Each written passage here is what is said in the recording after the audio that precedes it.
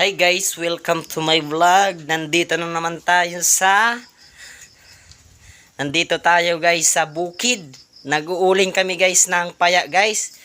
Nandito po guys ang aking kasama po si Caperds. Tingnan nyo po guys yung ang kanyang ginagawa. Mahal-mahal po ini. Nagakuha po siya sa udo-san kabayo kay himuon niya po guys na abono sa tanom niya. Opo. Kaya yung may mga masisipag dyan at Kaya guys, kung gusto nyo guys, bumili ng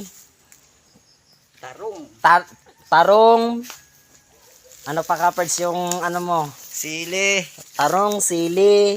Ano pa? Ampalaya. marigoso.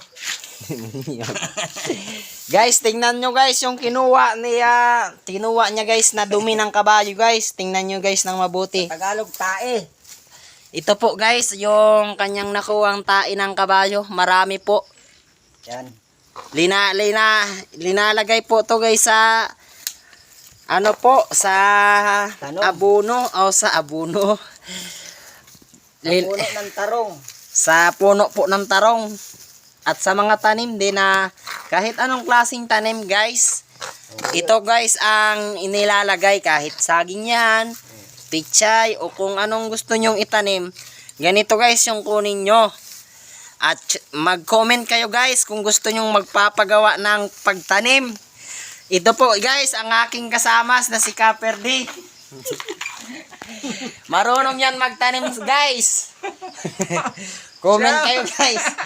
Ang pangalan niya guys is si Ferdinand Astrolabio. Kilala mo ito guys. Guys, kilala nyo si Ferdinand Marcos? Amin yung kakambal niya. Tingnan mo guys. Kaya guys, comment kayo kung may naghahanap ng kapatid po nito. O guys, ito po yung aming inuuling. Tingnan nyo guys. Ayaw lang po magtanim ng tarong na katabian.